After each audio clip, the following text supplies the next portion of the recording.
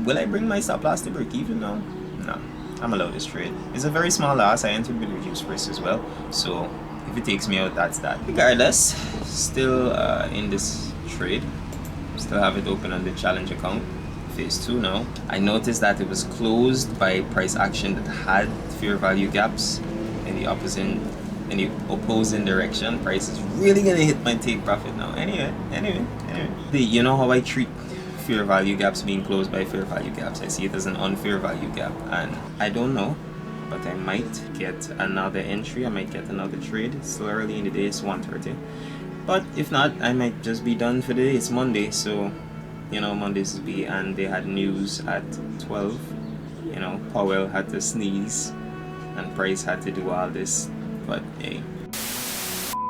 Welcome back, and I'm here to another video. It's currently Monday the 15th of July and we're in a trade, but I ain't really open up the camera or anything for long talk or too long, cause I can be honest with you, your boy got boss of shit. I squeezing one in right now just to open the charts and give you all an update before the trade goes anywhere. But this is the parameters of the trade. I sent this out to the community, I entered it in all the accounts, and now I'm updating you guys while still holding my shit. And oh yeah, I tell y'all, we at phase 2, right? So the last video you should have seen me actually like, you know, go through the whole process of signing into the phase 2 account, or whatever you want to call it. Man, why Funded Next be tripping at times, the website? I can still log in on my phone, but on the desktop be tripping. Anyways, this is the parameters of that trade. The take profit is right to the bottom here at the recent lows. It's basically a 1-to-1. I already got the screenshot of journaling, but I need to put in the rest of the parameters. Will this trade hit TP before I get to DP? Diplomat. What's DP? I should say Doodoo or number 3. I'm skipping a lot of this shit out. Yeah, I ain't gonna be talking about shit. As a matter of fact, left it in, but y'all is like fam at this point. I ain't gonna know nothing I ain't telling y'all or holding back from y'all. So yeah, your boy had to have to bust his shit, and this price action ain't helping it, you know, get me squeezing even more. But hey, I just wanted to really open the camera and give y'all an update before we get to either TP or stop loss.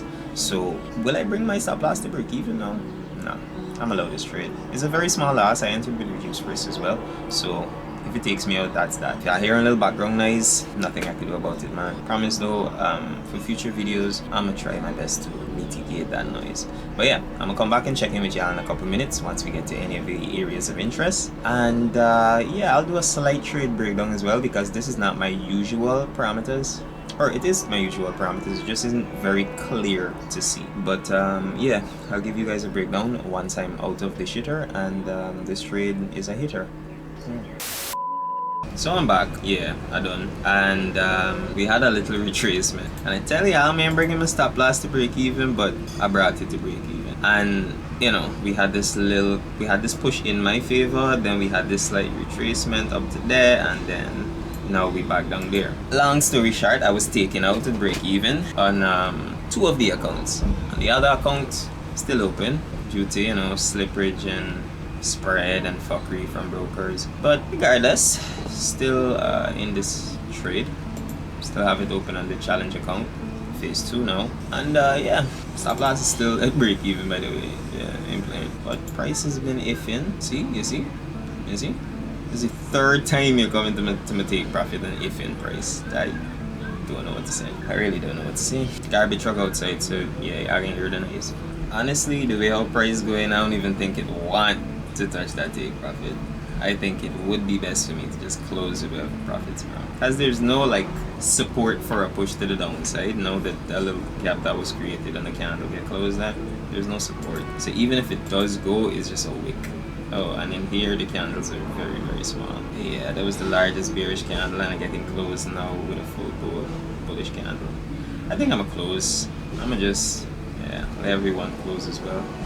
And count this is a small win. Still the first trade on the prop account, and it's still a good cushion, you know. Could open a trade of normal size now. Alrighty then.